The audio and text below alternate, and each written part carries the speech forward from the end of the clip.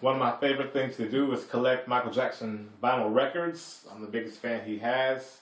Started my collection just over a year ago, and I got a lot of pieces. I got about maybe 200 records, and I'm going to show them on video. So I'm going to start with some of the 45s. Back in the day, before you had MP3s and iTunes, you had to go to the store, and you had to buy a little record like this with a big hole in it. So my 45s, as you can see, have the Motown label. These are the Jacksons' earliest recordings from when they were little. This one right here is the first single they ever put out back in 1969. So I'm very proud to have that one. Probably worth a couple of bucks one day. The rest of these are their other early #1 hits, like "I Want You Back" and "ABC" and stuff like that. You get into the later ones from Bad and Thriller era. Got little pictures on them. Another Part of Me. Human Nature. Got the smooth mic with the little curl, the little forehead curl. The Way You Make Me Feel off Bad album. I Just Can't Stop Loving You off of Bad album. Smooth Criminal off of Bad album. Bad off of Bad album. This is from the Jacksons' Victory album. Torture from the Victory album. The rest of these are just your plain labels from Off the Wall and Thriller and stuff like that. So first I want to start with the Jackson 5, the early Jackson 5 records. This one here is the first album they ever put out. And I have 3 of these. And for a lot of these I have multiples because sometimes you find one that's in okay condition, then you find one that's in better condition. And when it's one of these, one of their early ones, you make sure you want to get these because these are the ones that are worth the most money. So 2 of these are just in okay condition, but one of these is in really good condition.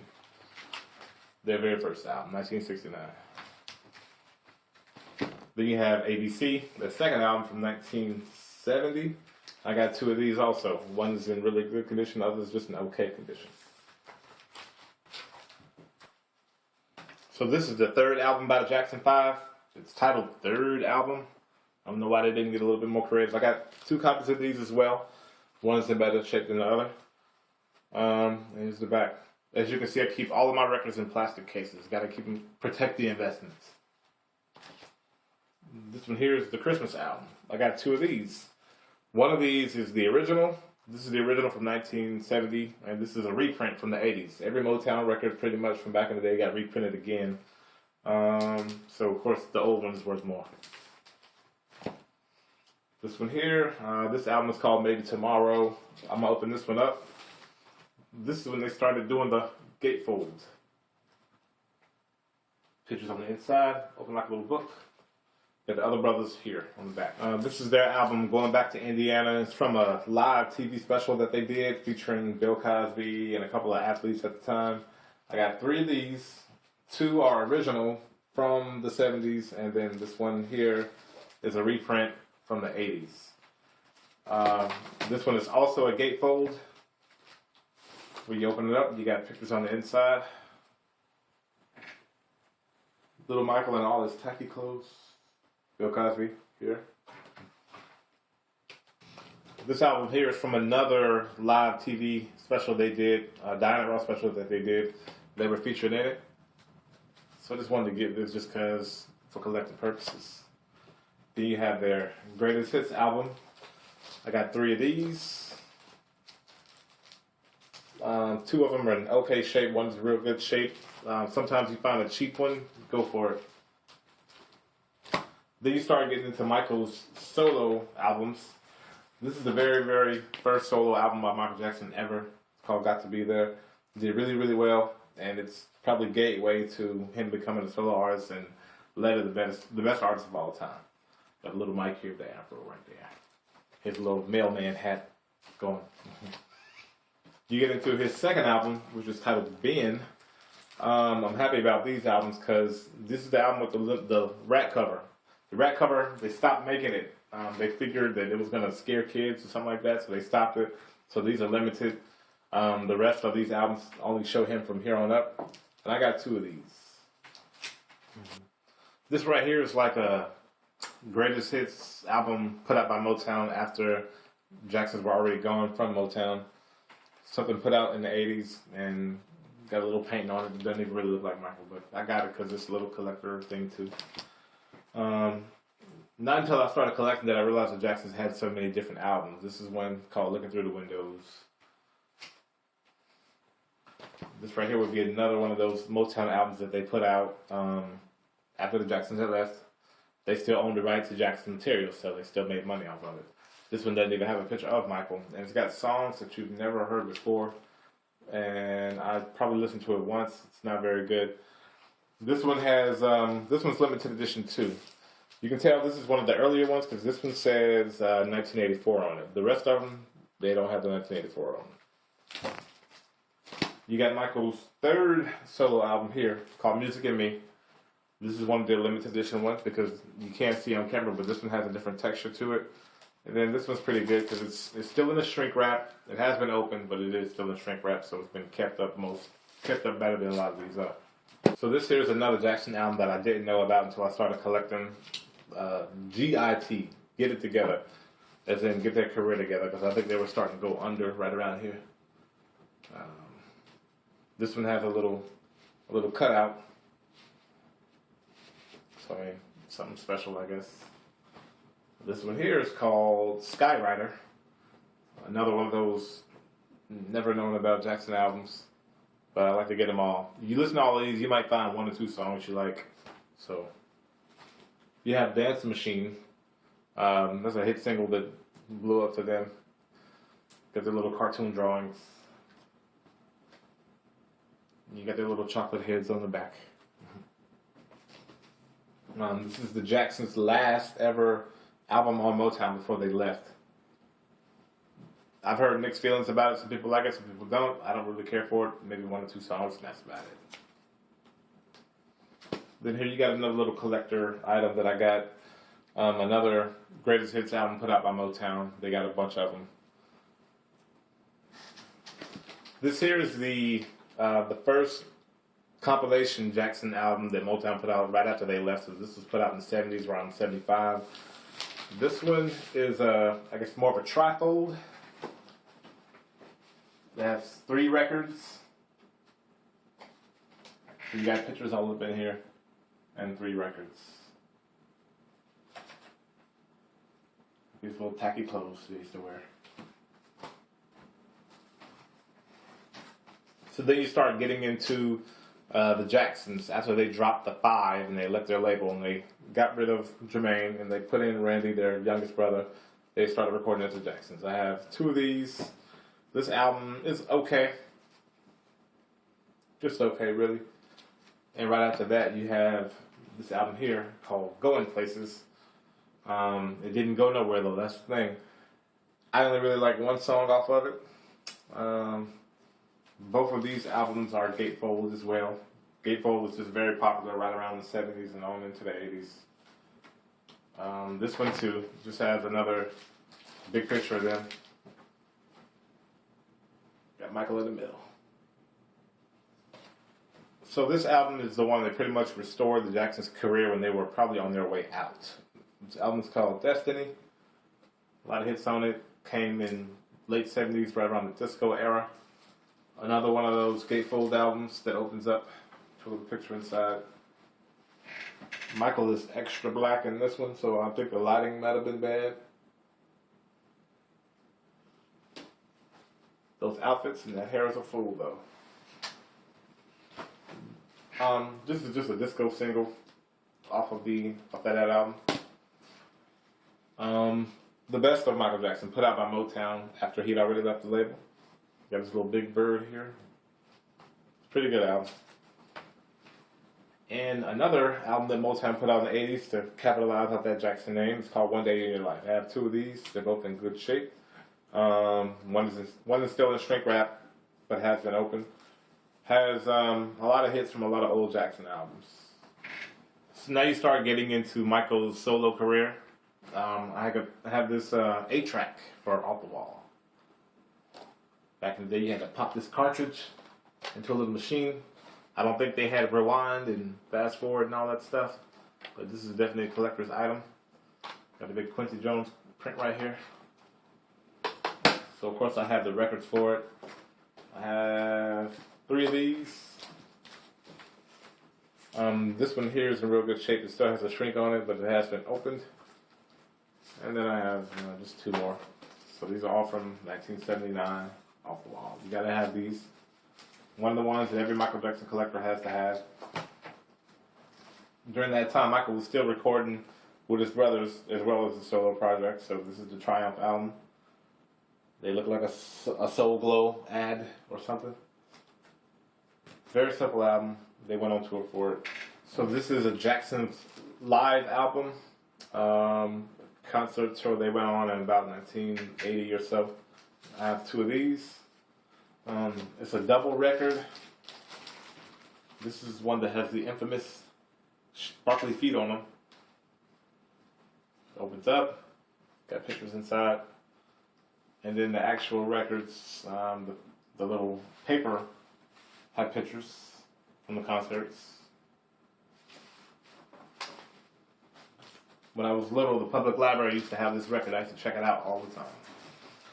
So now you start getting into the greatest record of all time, Thriller. I remember when I got my first one, but it wouldn't be my last. I have so many of these, and I actually know the difference between all of them, really. This is one I found in like a little raggedy store for practically like $3, $4. Excellent shape. It actually still has the shrink on it, and it's got the sticker on it. But it has been opened, but it's still well kept in the plastic. This one here is one of the original copies. When I say original, I mean one of the first ones ever pressed up. The way I know that is by looking at the back. I'm going to show you the difference, and if you're a collector, I'm going to show you the difference between an original one and one that was printed a little later. If you notice on the back of this, it only lists Quincy Jones as a producer. If you find one of these older ones, the older ones list Quincy Jones and Michael as a co-producer. And there's a star by every song that Michael produced himself.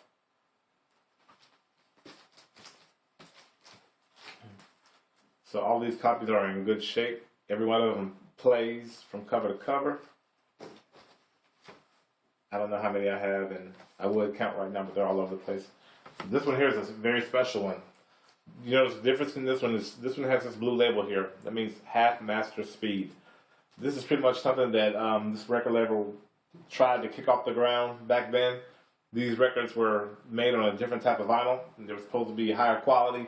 They were supposed to play better. They cost about double of what a regular record costs. I think the average cost of these back in the day might have been about $15, $20. They didn't take off really, but there's a few records in between the late 70s and the early 80s that were printed with a half-speed master. So these are rare. These cost more if you find one. And mine is so great because it's in really, really good shape. Really, really good shape. Then you have the granddaddy of them all. I'm most proud of this one because you'll probably never find anybody else in your life who still has an unopened, completely sealed, original 1982 Thriller that's still in a plastic. I can get a lot of money for this. If I ever sell it, I will get a lot of money for this. The only time you might see somebody with it on Amazon. That's about it, really. There's a very few in the world, and I got one right here in this house. So now you get into the other biggest selling album of all time, which is Bad. I have the cassette tape of this one. I couldn't pass it up when I saw it in the store. I used to have this back in the day when I was a kid. Cassette tapes. Last time you saw one of those. Back in the day when you had to rewind and fast forward. So of course I have the vinyl for it. I got 4 of these. They're all pretty much in real good shape. Some better than others, but they all play from cover to cover. So there's one. And that is one of those things that if you find one, especially at a good price and good shape, you got to go ahead and get it if you're a collector, so you can get some good money. So now the year is about 83, 84, and Michael still records with his brother. This is probably the last album that they recorded with his brothers. They went on the big tour for this, the Victory album. You open it up, and you got this nice little picture of all of them in the sky, and everybody has jerry curls at this point. So everything's dripping wet. There is an album that I really like to collect. many people don't know, but this album used to have him, Randy, pictured with a white dove on his shoulder. For whatever reason, they took that white dove off. So it's very hard to find one of the limited edition ones that has the white dove, but if you find those are worth more money. So I'll probably be looking for one of those, see if I can find it. So with Thriller being the most popular album of all time, the most reproduced album of all time, there's many variations of it. This one here is the picture disc for the 25th anniversary of it that came out in about 2007. So picture disc was very, very popular back in the early 80s. It was, to make a picture of the record instead of the regular label. And then I also have the other 25th edition record. This one's only different because it features remixes by artists of the time, which were Kanye, Akon, and Black Eyed Peas. So they have remixes of the songs, and this song is a double record. I haven't taken it all the way out to plastic. I'm trying to keep it in good shape. No reason to listen to it. Just let it collect value as it gets older. This here is an import from the UK. This is the Billie Jean single. A 12-inch single. So this one opens from the top, and it has a light blue label from the UK. So it's a very good find. It's hard to find somebody else who has one of these. One of the records that I wanted very, very badly is the original picture disc from 1982 for Thriller. I actually found one probably back in August. So I really wanted this really bad. These are worth more than the recent ones. And you put them on your table and they play just like any other record would. So I'm very happy to find this. You got the old Michael with the leather jacket, the collar popped, and the little forehead curl. And then you have Thriller, the single. So this one features the instrumental and the regular single. I have two of these, and they're in both really good shape. Biggest album of all time. So many variations of it. These two here. These are actual 12-inch singles for Billie Jean. So back in the day, these are the promo copies that your radio disc jockeys had. So these are arguably, one of the biggest singles of all time. And one of these is still in the plastic. It has been opened, but it's still in the plastic, so it's well kept. Very shiny, very few scratches, and they'll be collecting and gain some value. So right now it's November 2012, and Bad actually just celebrated its 25th anniversary back in September. And what they did was they put out this little limited edition picture disc of Michael that was available online only, really. So I had to make sure I got it. This is probably the latest piece that I collected in my collection. This one here is Bad, the single. And this one has a bunch of different remixes and acapellas and instrumentals on it. Very well kept and still in plastic, but it has been opened. These two here are the single for Man in the Mirror. I have two of these, both kept pretty well. And this one actually has the lyrics on the back. Smooth Criminal, the single. Once again, different remixes and things like that. So these last couple of pieces will close out all the Michael records I have. Here you have the cassette tape for Dangerous. You have a single, In the Closet, from Dangerous. This one's well kept, and it's still in plastic, but it has been opened. It's got the eyes, those creepy eyes. I guess Michael's face was getting a little too messed up at the time, so he just wasn't showing much of himself. Just eyes. Black or White. Few of these have this little limited edition pressing thing here, so I don't know what makes it so limited. It has different remixes and things like that. Once again, nothing but an eye. Why is Michael hiding? He's getting wider and wider at this point. At this point, it's about 1991, 92. I will be trying to collect the vinyl for this album, but you got to spend a little money because it's kind of costs a little bit. Blood on the Dance Floor. Here's a little album that didn't go, much known. This is a single from that one. This one's Stranger in Moscow. The single, white label. Radio jockeys have this one here. That closes out all the Michael. I still have a few more Michael that I would like to collect. I'm only missing about two or so. So I will be trying to get those. So as I started my MJ collection, I realized that, you know what, I think I want to collect other major artists too. So I started collecting people like Prince. And Purple Rain is a must-have for any collector. And I got this one because it's in really good shape. So, Prince. This right here is a single for Kiss. This is actually my favorite Prince song, so I had to get this one. That's in good shape too. His covers usually tend to be a little disturbing, especially with the whole thing going on. But you know, it's Prince. He has an excuse from society to let him get away with that. Very proud of this one here. I got this one here in Atlanta at a nice little store. I forgot where it was, but as you can see, limited edition Preston. Did my research, found out this is from the UK. So you're probably definitely not going to find many people with it over here. This is special because it's a picture disc. His Parade album, which features a single Kiss. So picture discs were always very cool to me. This one, he's taking off his shirt and showing his little taco meat. And then this side here, he just got some kind of pose going on where only he can get away with this type of pose. But this is very nice, very well kept, shiny, plays rich. So that's my Prince. It's only natural that I started collecting my favorite group of all time, back then, today, and forever, which is Jodeci. Two of them are from North Carolina, just like I am, right around Charlotte. So I was very happy to get this one. Very well kept. It's still in the plastic, but has been used. This one is from their third album, the single for Freaking You. This one features a bunch of different remixes. And then I have a bunch of DJ radio singles for them. The plain label, you know.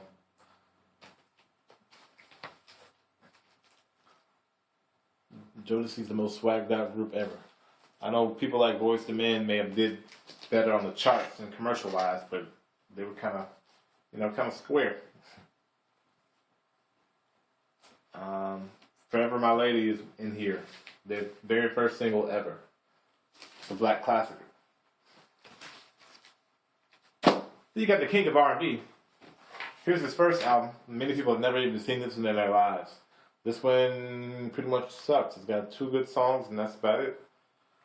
But, you know, he rebounded, I guess. You know, look at that old. He rebounded when he put out this one, of course. This is the one that made him who he was. Pretty well kept. Still in the plastic. Still has a little promotion sticker on it. Bobby Brown. Out of Atlanta, back in the day, you had another bad creation, ABC. This is the 12-inch single for their first ever song, which was Aisha. Depending on how old you are, you might remember this group. They're all grown up now. They're probably 30-something, just like me. So before Bobby was Mr. Bad Boy, he was Mr. Telephone Man. Here he is featured in his group New Edition.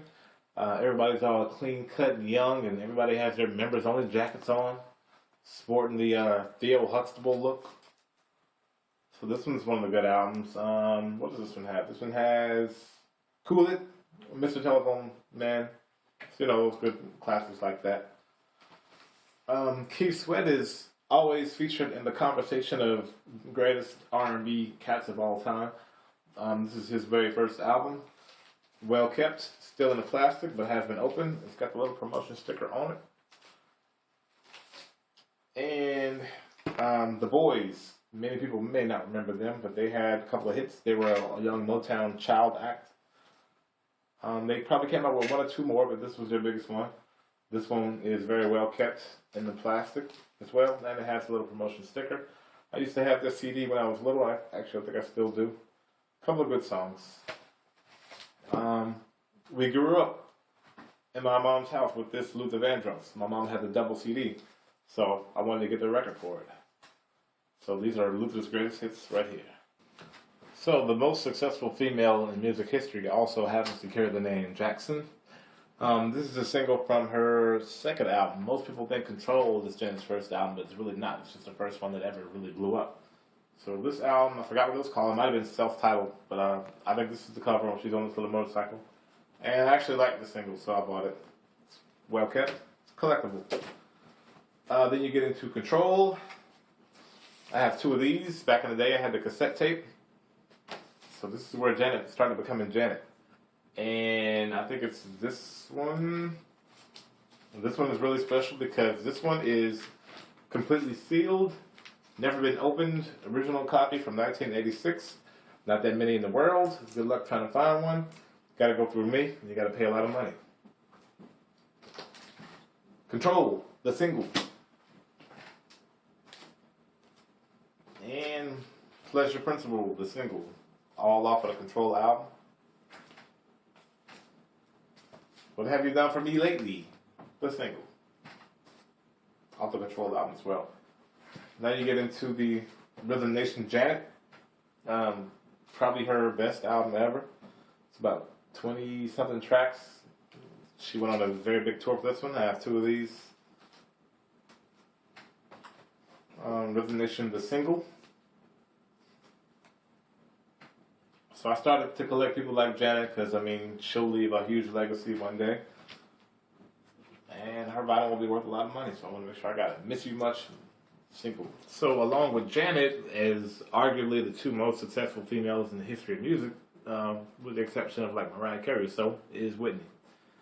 The cassette for I'm Your Baby Tonight and the cassette for Bodyguard. We grew up with my mom having this tape, and I think she had this CD. This is the 45 for Whitney Houston's very first single ever. And it is You Give Good Love with Greatest Love of All is the B-side. And of course I have the vinyl for it. The 12-inch. First album. Whitney's first album. And then you get into the self-titled Whitney album. This one, her sophomore album, that was not a sophomore jinx. It took her to even higher levels and gained more commercial success. This album is very special because, just like a few others I've shown, I have a original one from the 80s, never opened, mint condition, sharp corners, completely sealed. Worth good money. Few in the world. Good luck trying to find one without going through me. Then we have your I'm Your Baby Tonight album. And this one's well kept as well. Still in plastic, but it has been opened. I enjoy listening to this one. Every album that I've shown you, I also have on MP3 in my iPod, but if I'm in here, I'll have to go ahead and spin them on this table here. And I omitted two of my Janets. I got two more Janets that I left out. You have Love Will Never Do from the Rhythm Nation album. And Escapade from that same album. So then you have arguably the greatest soul singer of all time, Mr. Marvin Gaye. These are 45s. These 45s are from either What's Going On or his album with Tammy Terrell. And this one here, I'm very proud of. This is the original single for What's Going On. This is even before they decided to make a full album out of it, because it started off as an experiment, because Berry Gordy didn't really have a lot of faith in Marvin Gaye doing a project that wasn't sexual and geared to the ladies. But this is where Marvin started showing his, his conscience. I learned about Marvin from going through my dad's old collection and did a lot of research on him, downloaded his stuff, and he ended up becoming instantly one of my favorite artists of all time. This is the I Want You album. This album is rooted in sex. It's a love-making album. The whole thing is the theme. Notice this old picture from Good Times of the old artwork where they're dancing and they're in a club. They got the big booties. So I'd like to go to that party. It looks pretty fun. A little collector album. I don't think this was put out by Motown. It's just some kind of rinky-dink album with a couple of songs on it, but I bought it just because. This is Let's Get It On, probably his most popular single ever. This is a gatefold, like Motown loved to do. A couple of pictures. These pictures are pretty much all from in the studio when he was making the album. Then you have Live, this Marvin Gaye Live album. I remember my dad had this record when I was little, so it's one of those that I saw and I wanted to buy again, find one in good shape. I always thought this was cool and kind of freaky. His little shoes here. Um, I can't describe how it looks. It's like a little cardboard cutout. So you got pictures of Marvin on stage. Another live album that my dad had too. I went and bought my own. This one was recorded in London, and it's a double record. And he's going through his greatest hits in concert. And my favorite Marvin album of all time. It was a happy day in my life when I found a copy of this one. This one was very hard to come by, but pretty much back in the day before Thriller came out, this was Thriller. This is probably the most popular, biggest selling album by the most popular, highest grossing entertainer in the industry for that time. What's going on? This is one of those albums that you can listen to all the whole way through. It flows, each song flows into the next, and it's themed out. I have this copy's kind of beat up. It was the first one, so first one I came across, so I had to get it. Then I found this reprint from the '80s. Like I said, Motown does that often. They reprint their classic albums. This one actually even has a little stamp. But this one was well kept. It's still in plastic, but it has been opened. But it's well kept. And then this summer I found this one. This is an original from 1972, 1971, whatever it is. Excellent condition. This person took awesome care of this one. So this one would be worth some good money. So right after Michael Jackson, my favorite artist of all time is Stevie Wonder. These are some of his 45s. I think these two used to be my dad's, and they were in okay condition. So when I found one that was in real good condition, I wanted to buy another one. Really good. Stevie has more albums than I could ever begin to collect. So I pretty much settled at getting the ones that I favored the most. This one here is called Fulfilling This First Finale. This one is from the time they call his classic period, which was in the mid to late 70s. This is his second Grammy Award winning album, so that's when he really started to go to another level. This one here is very beat up, and this is from when he was little Stevie. This is from about 1968 or 9 or something like that. The record is all scratched up, but I had to get it. The guy gave me a deal for like $2, so I had to get it. It's still a collectible, even if it's not in good shape. On the cover, you can see Stevie playing his different instruments. He played the drums, the harmonica, and of course the piano. From 1980, Hotter Than July, when Stevie was rocking the Venus and Serena braids, all colorful. This album here is special because this one kicked off the movement for Martin Luther King. Many people don't know, but the original legislation for Martin Luther King's holiday was probably in the 60s, and then it died down, and nobody was proactive about it. And so it never happened until later on Stevie was trying to bring it back. He spoke, he had concerts, and Stevie Wonder is part of the reason why we ended up getting the MLK holiday. And he dedicated this album to him. This is pictures from riots, and you have Martin marching and things like that. And then you have a picture of Martin with his lifetime line on it. So the Hotter Than July album is dedicated to Martin, and it features the song Happy Birthday, which is for Martin Luther King. Happy birthday. This is one of Stevie's early ones, from about late 60s, I'm sorry. This is the My Sharia Moore album. I love this one because it's in really good shape, and I like all the songs on it pretty much. So it's hard to find these old ones that are really good shape. This one here is Stevie's original Musicarium, another one of his compilation albums that he did. This one's a double record, and this one featured old songs, but he put a couple of new ones on it. So I had to get this one so I can have songs like Do I Do and That Girl. One of my favorite Stevie Wonder albums is Talking Book. I have 3 talking books. One of them is special because it's never been opened. It's an original from the 70s. It's still in the plastic. It's got sharp corners, so I'll be keeping it unopened. These 2 are special because these have braille that you probably can't see on from the camera, but these 2 have braille. They're limited edition. So on the front cover and inside, you can rub your fingers, you can feel the braille. This one here is Stevie's first ever Grammy Award winning album. It's called Inner Visions. I think it's his best one ever. You can listen to every song. He put out this album in 1973, and then about 3 days after he put this album out, he got in a terrible traffic accident in Durham, North Carolina on I-85, kind of near Duke. His vehicle, a tree fell from a vehicle carrying trees, smashed through the windshield.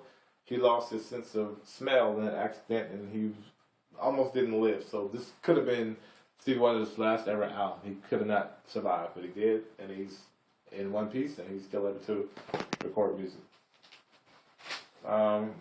Stevie's Greatest Hits Volume 2. This one's a collectible, well kept, very good shape from the 60s, so I had to get this one. And that's it. That's my collection. So anytime I'm in here, I like to spin these records. I keep them all lined up. Lined up against the wall.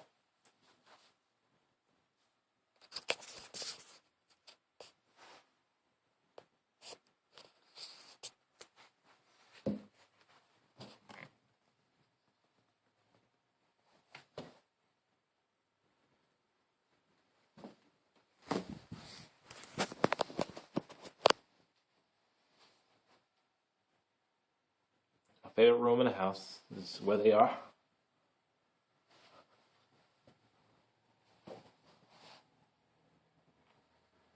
And I play them all on this little turntable here. And that's it.